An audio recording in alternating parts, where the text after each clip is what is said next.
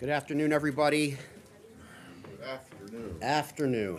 At the top today, we are privileged to have with us our special representative for Venezuela, Elliott Abrams. He'll be make a few remarks and be willing to take some questions.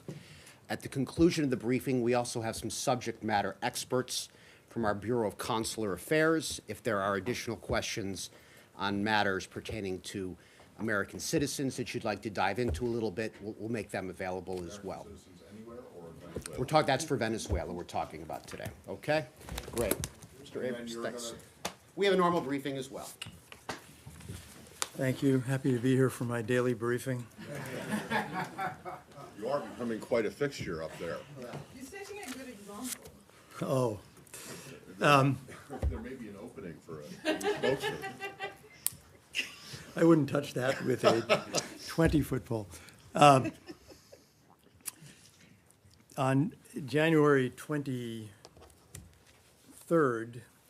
and January 24th, we announced and began the process of bringing back to the United States the great majority of Americans who work at the U.S. Embassy in Caracas.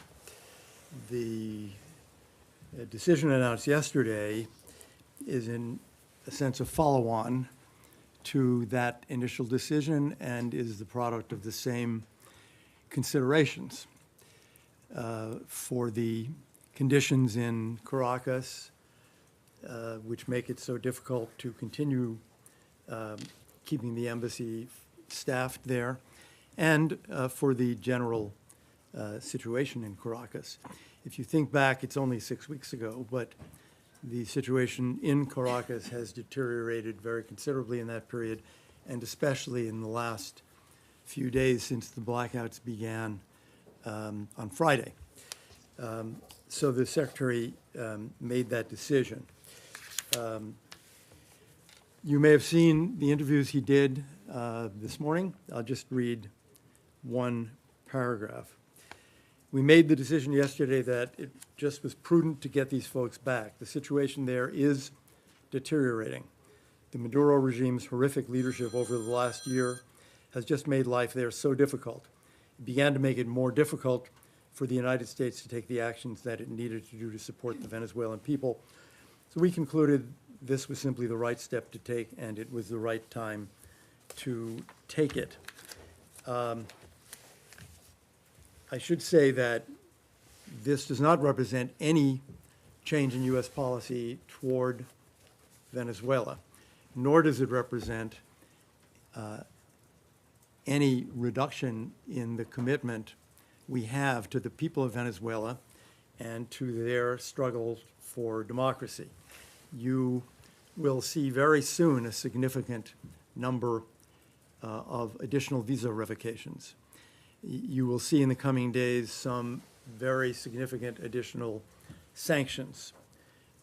And the international group of which we are a part, that includes most EU countries, the Lima Group, Canada, the US, continues to do its work. Why don't I stop there and we'll take some questions. Start with Associated Press. Thanks.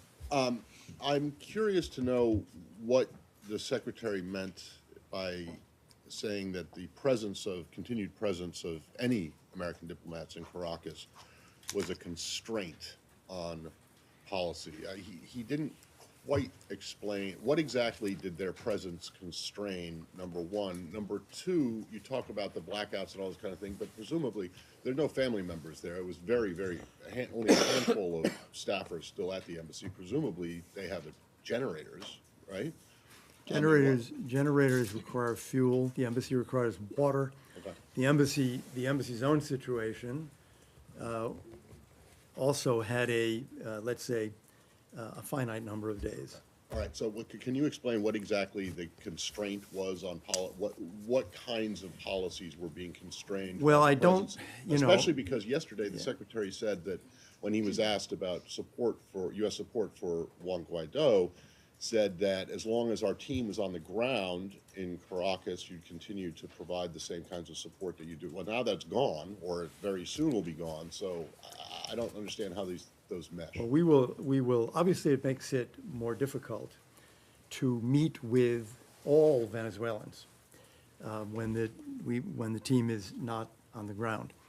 I'm kind of reluctant to sort of try to parse the Secretary's words, but let me just say that in every decision we made, every decision, decisions on diplomatic activities, on visas, on sanctions, the safety of that staff was a key consideration.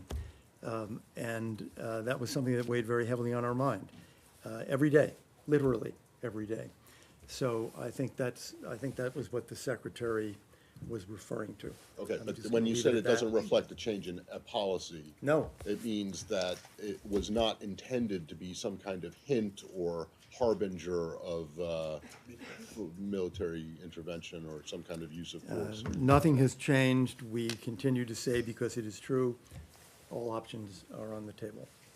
But, But they did not change yesterday. There we go. okay. Michelle? So just hours before the statement came out from the Secretary, we heard from the Secretary on Venezuela, and he made no mention of the need to get people out. And in fact, he really didn't talk about U.S. people at the embassy there. So what changed between the time we spoke to him and close to midnight when he put this out? He made his final decision. We have been talking about this literally every day. I've only been here 6 weeks, but that was right after the decision to move most of the people from the embassy back to the United States. We have had daily phone calls, daily meetings about this question. Been before the Secretary, and he made his decision. And then that line that Matt mentioned, constraint on U.S. policy, that reads like a threat. I mean, it's obviously curious. So should Maduro see that line as a threat? I can only repeat what the President has said. All options are always on the table. Go to AFP. Yes, just to, thank you, just to follow on this constraint thing. Is there a link between the decision of withdrawing all the diplomats and some actions you might want to take to make sure the aid, which is at the border, come inside Venezuela? No. Reuters? Hello, Mr. Abrams. Two questions. The one is, who do you leave the embassy to? Do you appoint a protective power? What happens to the embassy? Right. How do you ensure? Number one. Number two, we understand that the decision was made because the talks with the Venezuelans collapsed late yesterday, and that this is according to the Venezuelans, that's what led to this. Did the U.S. get any kind of direct threat from Maduro's government that something was going to happen? On the first part, normally we would get a protecting power. And that is, I think, what we'll do here, and we are in discussions now about that. What will happen to the embassy grounds, the embassy physically, let's say, is something that we then discuss with the protecting power, with potential protecting powers. So we don't have a final answer on that, and when we do, we'll announce it. On the regime, on In discussions with other countries as to yes, who we will are be in their protecting discussions power, with, but it hasn't right, been about, decided who. we are trying to decide on a protecting power. January 23rd, the Secretary said, the United States does not recognize the Maduro regime as the government of Venezuela. Accordingly, the United States does not consider former President Nicolas Maduro to have the legal authority to break diplomatic relations with the United States or to declare our diplomats persona non grata. So, from our point of view, the regime cannot make a decision about whether we stay or go. And as a matter of fact, the National Assembly yesterday said we have the legal authority to stay, and they are the legitimate government of Venezuela. But the regime also cannot, in our view, provide security for the embassy, and the situation in Caracas is deteriorating. So our decision was made really fundamentally without regard to what the regime wants or thinks. Let's go Los Angeles Times. Thank you. Just to follow on Leslie, so there were talks going on between the Venezuelans and you guys about creating an intersection or something like that, and then the Venezuelans gave you 72 hours to leave? Is that not No, true? we have had, as you know, we've talked about this before, I had a couple of meetings with the de facto regime foreign minister, Ariasa, and those meetings were essentially about exactly this. So this subject has been out there for a long time, but we made a decision at one point, and I think we talked about it here, I've certainly talked about it in public, that an intersection was really not appropriate. You do an intersection where there is no government that you consider legitimate. There is a legitimate government in Venezuela from our point of view. Maybe that would have satisfied some demands of the regime, but it was not something that the United States was going to do. So that really was off the table. And 72 hours? Well, as I said, we do not believe the regime, on the one hand, has the ability to tell us when to leave. On the other hand, doesn't have the ability to protect us if we stay. Washington Post. Mr. Abrams, the Maduro government's attorney general announced that Juan Guaido is going to be investigated on suspicion of sabotage in the blackout. Does the departure of the U.S. diplomats put him in a weaker position at all at a time when he would seem to be under greater threat? First, we've seen that as well, and it's a threat against interim President Guaido. They have made such threats before.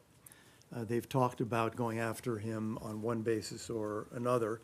And we also know that the Supreme Court, the TSJ, has essentially been packed by the regime. So that report is of real concern. I don't think the regime is going to base its decision on that, on our presence or absence, any more than it made the decision on whether to arrest him upon his return on the basis of whether we were there or not there. I think it's largely a matter of how they think the Venezuelan public will react. Do you have any warnings to the government or any message to them? We Should they have- be contemplating arresting him on this? I hope they're aware of the fact that there are 54 countries, some important countries, that consider Juan Guaido to be the legitimate interim president of Venezuela. And I think not only we, but the other 53 will react immediately. There are a number of diplomatic and financial and economic steps that governments can take. We've taken many of them, other countries haven't. I would think that the arrest, incarceration of Juan Guaido would lead a lot of countries to react very quickly. Was it Epic? Thank you. I want to ask you a question about the possible scenario of the Maduro government collapses. The Spain's foreign minister today said that the U.S.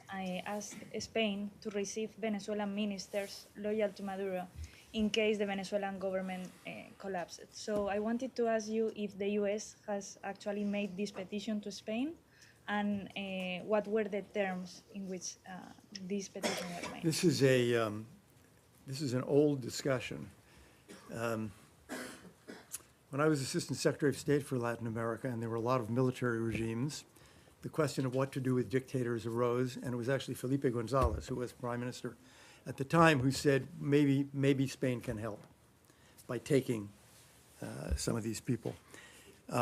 We've had some conversations with Spain. I wouldn't say we made a request, they made an answer. We have certainly had conversations. We've had them with a couple of other places too, because this question may arise. And we have talked about off-ramps, and we have talked about wanting some of the regime officials to leave the country as part of a transition. So the question therefore obviously arises, well, where would they go? And they may prefer to go to Cuba or Russia, but there are other places. And so that is a conversation we'll continue to have. Unfortunately, none of the people at the top of the regime have yet made that decision, a decision that they should make. As we've said before, we are willing to help them out in those circumstances. Can I ask a follow-up on that? You mentioned that the U.S. government talked with Spain and a couple other places. Which ones are these other two? I'm not going to say because it has not been as public as it has in the case of Spain. Let's go Washington Times. Thanks for coming out to talk with us. Big picture question regarding all of the options on the table. Can you discuss the military option for a minute? And specifically, has the administration asked the Pentagon to draw up such an option? And assuming that it has, are you satisfied with the option that the Pentagon has, which is headed by an interim defense secretary, provided at this point? The legitimate interim defense secretary. The President has said all options are on the table. They are. Further than that, it would be foolish for me to go, and I'm not going to do it. Bloomberg. Mr. Abrams, can you talk a little bit more about the finite resources that the embassy is facing? I mean, it seems to be a suggestion that they're running out of fuel and water. What were the constraints? It's on a the difficult embassy? situation for the embassy. It's a difficult situation for Venezuelans, of course, far more. I don't believe the embassy is at this point connected to any water system. So there's a question of how would you get fresh water. Obviously, there are continuing blackouts on and off. So the question then is, how are your generators working, and do you have enough fuel? There's also a question of communications. If there's no electricity, there are no communications, which obviously speaks immediately to the safety of our people. So the deterioration of the general situation in Caracas doesn't affect the embassy exactly as it affects Venezuelans, but it does affect the embassy. Was there any concern that there was some new or imminent security threat, that the embassy might be overrun, that the Maduro regime was unable or unwilling to provide or to Well, guarantee security? We do not think that the regime is really able to provide security. And I would note that in his most recent public statement, former President Maduro spoke about calling upon the colectivos to come forward. Well, that's calling for armed gangs to take over the streets. And it is obviously going to be a great worry to Venezuelans, but we noted it. Sorry, was that the deciding factor? Actually, that statement by Maduro came today, so it was not part of the decision. But the background was, and as you know, they've been using colectivos more in Caracas, along the borders. Perhaps it is a sign of Maduro's lack of confidence in his own security forces. But it is, by definition, a breakdown of law and order. Let's go Wall Street Journal. Thank you. You said that the decision to remove embassy personnel doesn't represent a policy change by the United States, but you have acknowledged that it would make it more difficult to meet with Venezuelans, both the Maduro regime and the Guaido government. So functionally, how is the U.S. going to proceed without an embassy staff on the ground? Are you going to remove them to nearby countries? Are they coming back to the States? What is the plan? Who to nearby countries? The Americans? Yes. The Americans will come back here to Washington, which is what the much larger group of Americans from the embassy in January did. I am one of the beneficiaries of this because my team is made up in good part of people from Embassy Caracas, and the WHA team on Venezuela was also greatly enriched by their presence. Now, obviously, people in the summer will go on to whatever forward assignments they had. We will, as I said, it'll be harder because we're not going to be able to do the face-to-face meetings we were doing. Admittedly, we were not able to do a lot of face-to-face meetings because the embassy staff had become quite small, but it wasn't, so it will be something that we're going to have to try to accomplish outside of Venezuela, or by telephone, or by emails and other forms of communication. And are you able to give us even just rough estimates of the number of people we're talking about? No, I'm told we just, by the diplomatic security people, we just don't do that. Fox?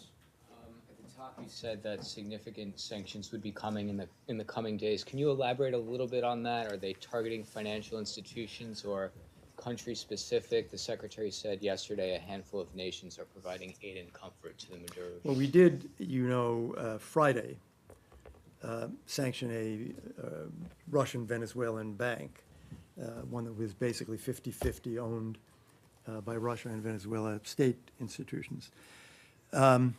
There will be more sanctions of financial institutions. I think I would leave it at that, and more visa revocations coming very soon. Like today? Possible. Possible. No, no Turkey. Voice of America, please. Well, Turkey and Venezuela is actually a thing. Yes, Turkey and Venezuela, okay. yes, that's Go what ahead, Laura. that's what I mean. Thank you. To follow up on this question, Turkey's support is prominent among those countries supporting the Maduro regime, including through the gold trade. Do you have a comment on that? And are you considering the possibility of secondary sanctions? Well, those are two different questions. Turkey's support for the Maduro regime obviously is completely contrary to U.S. policy and very unhelpful. We will continue to take a look at the ways in which that support takes place, and in the context of sanctions by Treasury.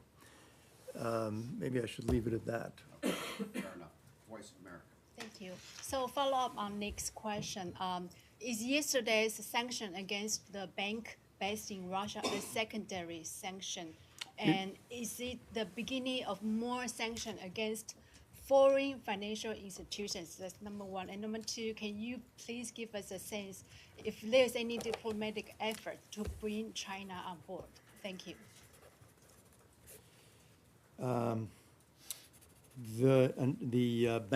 The sanctions of Friday on the Russian Venezuelan bank were not secondary sanctions. We have not done any secondary sanctions. We will continue to make efforts to bring China aboard. We have told, in various places, have told the Chinese that we think if their concern is, in essence, getting their money back, they'll never get it back from the bankrupt Maduro regime and from a basically destroyed Venezuelan economy, as the Secretary explained yesterday. The only way they'll get it back is when Venezuela returns to prosperity, which it won't do under Nicolas Maduro. Obviously, they haven't changed their policy yet, but we'll continue to talk about that. Will they be subject to potential sanction? Well, we have not done secondary sanctions. That's always one of the options on the table. Last one. Let's, someone to right in the center, sure. Really? Emiliana Molina, Mr. Abrams. So removing U.S. diplomats and bringing them back to D.C., is this perhaps a show of lack of confidence from the U.S. in Juan Guaido's government to restore democracy? And what does this mean for his government? Some experts are saying that this looks bad for Guaido. It certainly is not a display of any lack of confidence in him. The fact is that today, the regime has the guns. The National Assembly and interim President Guaido are trying through exclusively peaceful means to bring democracy back to Venezuela, and that is obviously something we and dozens of other countries support. It is a reflection of the deterioration that we see on the ground in Venezuela, and it is, in essence, a follow-up to the major part of the decision, which was made on January 24th, to take most of the embassy staff. We left a few people there, not many, but it's really the same logic. Our support for interim President Guaido is absolutely undiminished. And I think, more importantly, the support of the Venezuelan people for him is undiminished. Okay. Thank you. Should I say see you tomorrow? Yeah, no. Or later this afternoon.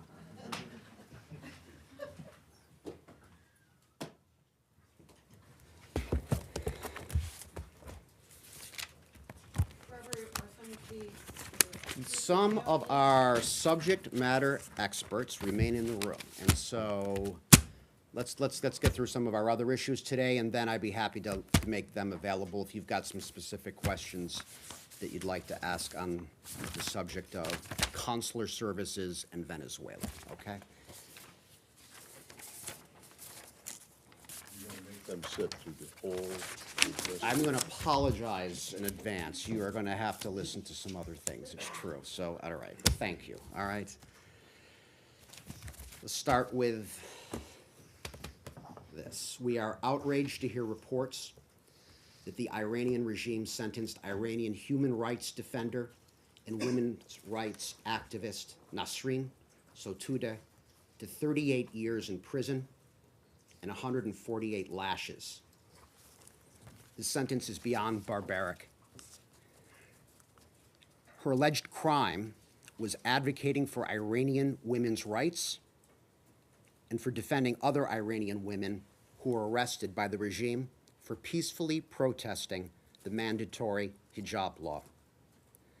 Nasrin was sentenced in absentia, without a fair trial, by the notorious Revolutionary Court, which is led by Judge Mughisa, an accused human rights violator.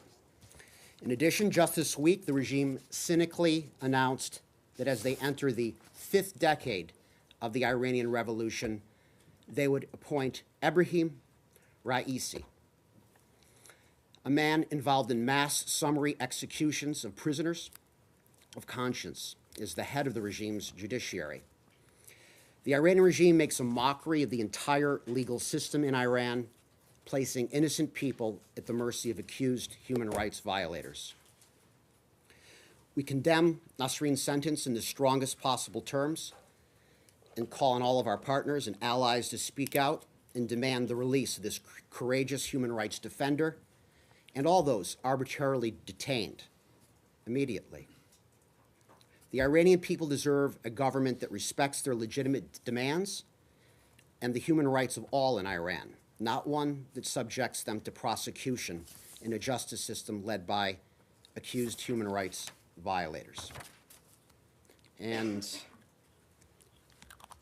we are pleased to have a group of teachers and students from Oakton, Virginia with us today. They're in the back row. Welcome. They're visiting the State Department as part of their history course, and they're here to learn about American foreign policy. So welcome. We're happy that you could join us, and yeah, don't ask questions. Perfect. All right. Great. Hey, Questions? Yeah, Robert, I mean, this is going to be for the end. I would just like to know from the consular, roughly how many Americans or people, dual American citizens, they estimate. I know that there's no exact figure. You can never be exact, but like, is it tens of thousands, hundreds of thousands? I mean, what's the population, and how much of a difference is this going to make with it? It was only a handful of people at the embassy in Caracas anyway, so there must have been very limited what they could do for people who needed assistance. So, I mean, what's the actual impact on that? And then, more broadly on Venezuela, not for the CA people, although maybe, what's the current standing of this debate over TPS or some other kind of, if that's determined not to be applicable in this Venezuela situation, some other mechanism that would allow Venezuelans to stay in the U.S. beyond what Special Representative Abrams has spoken about, the 74,000 who are already in this asylum pipeline? Regarding American citizens, I will defer on some of the more specifics on what we're able to do to some of the folks that we have with us today. But I can say at the top that we will hold the Maduro regime directly responsible for the safety and welfare of United States citizens that are in Venezuela. And like our travel advisory says, U.S. citizens residing in or traveling in Venezuela should strongly consider departing Venezuela. That's something we've said previously and something that we reiterate. We're pursuing all possibilities to secure travel options for U.S. citizens, and we will be announcing additional information for foreign government partners in the days that follow. We can continue to advise American citizens to avoid demonstrations and large gatherings, and to monitor local media for updates. To repeat, the travel advisory in Venezuela remains the same, and that is level 4, do not travel. And I'll leave it at that. PBS or some other? I don't have any updates on that issue today. I don't want to get ahead. It's something that's being looked at, I know, but I don't have any information to. But what exactly is being looked at? Some alternate mechanism? Has it actually been decided at some has the administration actually decided that TPS in the case of Venezuela is not the applicable vehicle or mechanism for? I don't have any policy announcements to make on that. It's just something, I don't have any policy announcements to make. I don't know if I didn't hear properly. Are you saying you're pursuing all options as to get U.S. citizens out of Venezuela? No, that's something we do to help facilitate. Nothing. Yes, there's no. Yes. Okay. Correct. Michelle. So with the situation deteriorating enough to now pull everybody out of the embassy, do you feel it necessary to put out additional information to all American citizens there, or do you feel like the do not travel sort of stands for itself? Well, we routinely look at our travel information, and given that circumstances are changing, I would not think it. I would expect that additional information would be updated and provided in short order. I don't think it's going to change from Travel 4, that said, okay? The For advice level that you 4. the advice that you last gave to that you strongly whatever that exact wording is, urge them to Do not travel was our that's advice. okay. That's our advice. Yeah, okay. But for those who are already there, I mean, the current language you said is like strongly suggest that they leave or something to that effect. Is that language from the alert going to be updated to like get out now? I don't want to preview what's being done. It's being looked at and reviewed, and in short order, safety of American citizens is one of the highest priorities of the State Department. It's something that we are constantly reviewing, and as situations on the ground change, we review these things regularly and update them. Carol.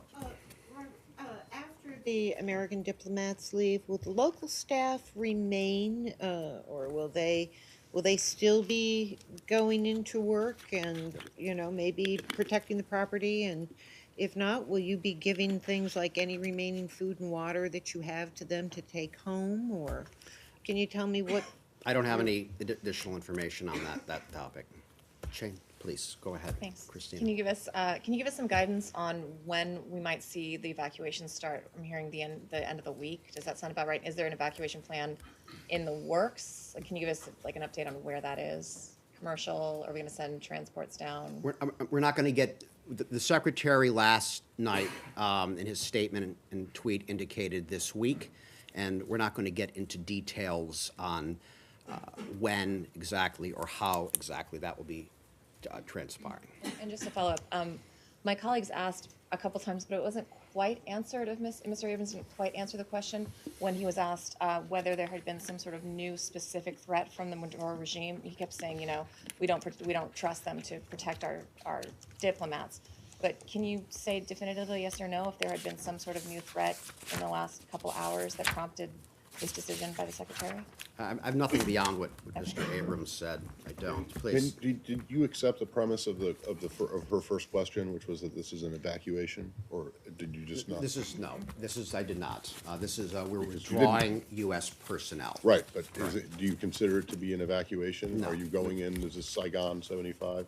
We're withdrawing our personnel in an orderly fashion. The security of our people is paramount. Please, Said, Thank you. please. Change topics. Could I just ask one real quick question? Will the embassy be closed? Will that be the way to describe it? How I would you not descri- say it's closed, no. I How- would say, when- the legal status of the embassy, I'm saying we're withdrawing from the embassy. But I believe closure is a matter of legality, and that's not something that we have decided. So this is interim, we could say. Said, please, go ahead. Thank you. Changing topics very quickly. Israel is set to deport the Human Rights Watch director for the West Bank because of a tweet, I guess. He's a U.S. citizen. Are you aware of that? And what will you do to help him stay and conduct his job? We are aware of those reports. And yes, the answer is, What are you offering him? Aid, help? Has he come? Yeah, has he gone to not the consulate, but the embassy? I'm not aware of anything like that, Said. Okay. All right, let me move on to another. Just, are you talking to the Israelis about this? Would you like, or is it that you come to the defense of American citizens in all countries except Israel? That is not true. The United States has no greater, let me finish, has no greater responsibility, priority than the safety of American citizens, the welfare of our citizens overseas. In this particular case, I'm not going to talk about specifics, but I can say, you know, as a matter of general principle, we value freedom of expression, even in cases where we do not agree with the political views espoused, and I'll stop there. Okay, let me just follow up on another issue, on the Palestinian-Israeli issue. The government, signed agreement, the Israeli government, to build the 23,000 housing units in occupied East Jerusalem. And also, there's been such an uptick in settlements and so on. I know that you stick to your policy, but has there been, past administrations would issue concern from time to time, say we're concerned about the acceleration of settlement building and so on. What is your position on this latest thing? Since we haven't heard anything from this administration on settlements. The president has made his position on settlements clear. This is something we've talked about before. The Israeli government has also made clear that its intent is to adopt a policy regarding settlement activity that takes into account the president's concerns, that takes those into consideration.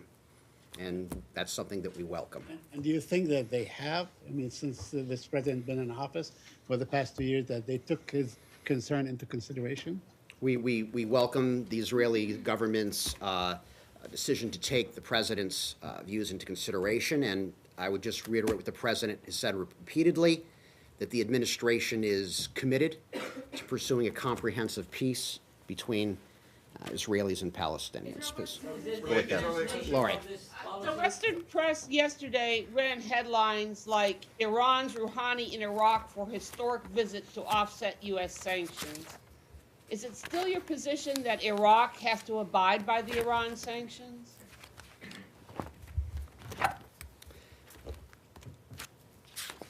As far as sanctions go, as you know, a waiver was granted to Iraq to allow it to continue to pay for its electricity imports from Iran.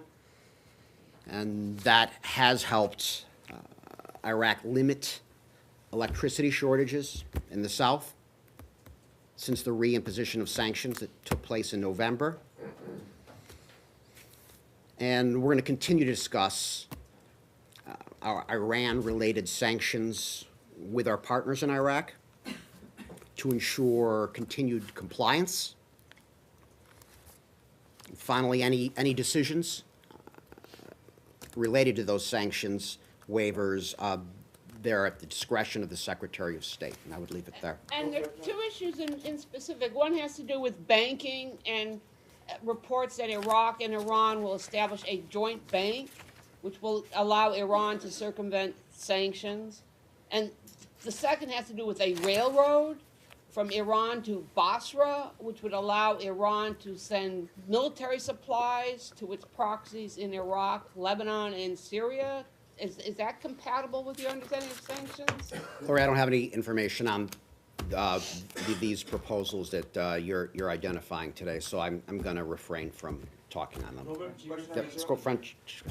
Could you give us your reaction, the U.S. reaction on President Bouteflika of Algeria not to seek a fifth term, but to stay, to postpone the election and to stay in power at least until the end of the year and probably after that? We support efforts in Algeria to chart a new path forward based on dialogue that reflects the will of all Algerians and their aspirations for a peaceful and prosperous future. That's all. Well, we respect the rights of the Algerians to assemble and peacefully express their views. And we're closely monitoring reports that Algeria's elections have been postponed. We support the right of the Algerian people to vote in a free and fair election, as we do around the world. I think it's a good thing that he's not seeking a fifth term. We support efforts in Algeria to chart a new path forward, and I'll leave it at that. Please, Afghanistan. Ambassador Khalilzad tweeted a short while ago that the two parties agreed in draft to some sort of proposal on U.S. withdrawal, as well as the Taliban providing safe haven in Afghanistan to terror groups. Can you share any more details on what that draft looks like, whether there's a timetable now on U.S. withdrawal? I did see those tweets. Special Representative Khalilzad and a team representing agencies across the United States government concluded today talks with the Taliban delegation in Doha. And that's what he was tweeting about. These have been the most substantive talks with the Taliban to date. We've received reports back from Special Representative Khalilzad that they've had meaningful progress. The Taliban have agreed that peace will require both sides to fully address 4 core issues, and they are counterterrorism assurances, troop withdrawal, intra-Afghan dialogue, and a comprehensive ceasefire. In this round of talks, we were able to move to agreement in draft on the first 2 principles, counterterrorism assurances and troop withdrawal. And when that agreement in draft is finalized, the Taliban and an inclusive Afghan negotiating team that includes the Afghan government and other Afghans will begin intra-Afghan negotiations of a political settlement and comprehensive ceasefire. And I'd also add that Special Representative Khalilzad will be returning to Washington. He'll be consulting with Secretary Pompeo, as well as the interagency, and also partner countries in this process. Much work remains to be done. And as Special Representative Khalilzad has said before, nothing is agreed until everything is agreed. You can't share any details then of what was agreed to in I'm, draft? I'm not going to be able to go into details on the results of the just concluded and ongoing talks. And then the second part of this, though, as you said and as the ambassador tweeted, once this agreement in draft is finalized, then those intra-Afghan party talks will begin. Is that a commitment from the Taliban that they will engage once this agreement is finalized with the Afghan government? I'm not going to be able to go into more details on the agreement itself because they're private conversations and we want to give the parties time to work things out and to work out these issues in private. But intra-Afghan dialogue that includes the Afghan government as well as the Taliban and other Afghans and encourages is something that we're very much focused on and remains part of what we're pursuing.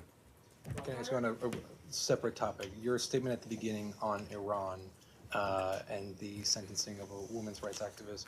Why didn't you issue a similar statement when Saudi Arabia arrested women's rights activists there, including a State Department International Women of Courage Award winner, Samar Badawi? I mean, this particular case really was barbaric. Many others have spoken out on this as well. 38. This is basically a lawyer representing women clients that's been sentenced to 38 years and 148 lashes. That kind of barbarism is something that must be called out. In regards to other countries, Secretary Pompeo, we've spoken about. We speak about human rights, frankly, when we engage, when we travel the world, engaging partners, allies. We do this regularly. It's something that we stand for. It's something that we'll continue to do. But why not do it from the podium in a similar fashion? I'm not sure what specific case you're referring to. We choose different ways to communicate our to promote the human rights values. It's something we're going to continue to be outspoken about, and we raise this regularly with all partners. Sure, Jenny, please go ahead. Thank you very much, Robert. On South Korea, not North Korea this time. Okay. The reported by the South Korean Channel A News, the former Unification Minister of South Korea, Jung Se-hyun, said that the United States National Security Advisor John Bolton is a very unlucky person. I think the insulting language about the John Bolton is blasphemy against the American people.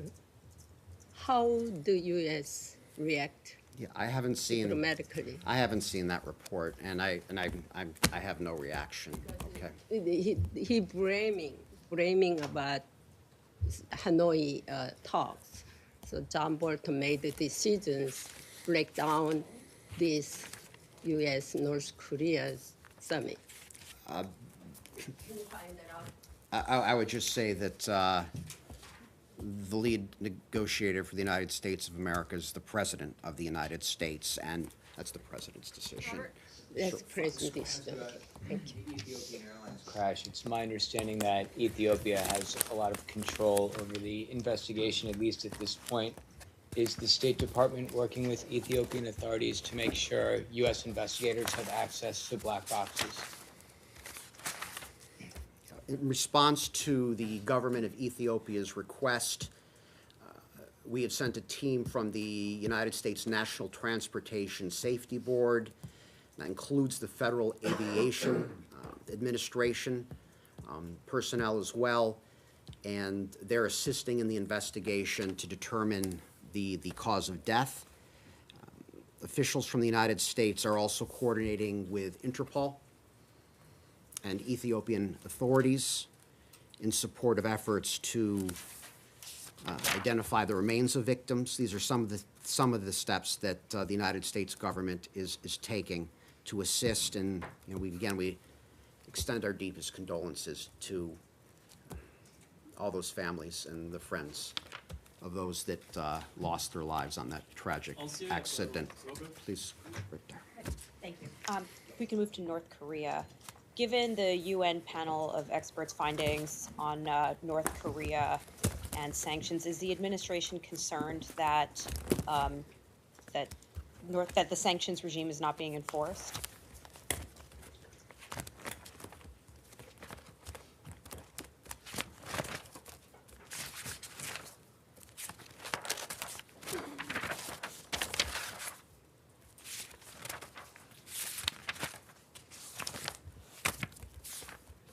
We made progress in Hanoi at the summit, and although we did not reach an agreement with North Korea, we were able to exchange detailed positions and to narrow the gap on a number of issues. Also made clear that the United States expects complete denuclearization before sanctions relief.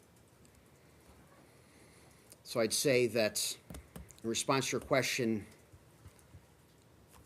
United States and the international community have a shared understanding of what final, fully verified denuclearization entails, as well as meaningful progress, what that will constitute, what that goal looks like, and we remain ready to move forward, and I'll leave it at that. Can I just follow? Does the administration believe that there should be more economic pressure applied on North Korea? We remain ready to engage North Korea.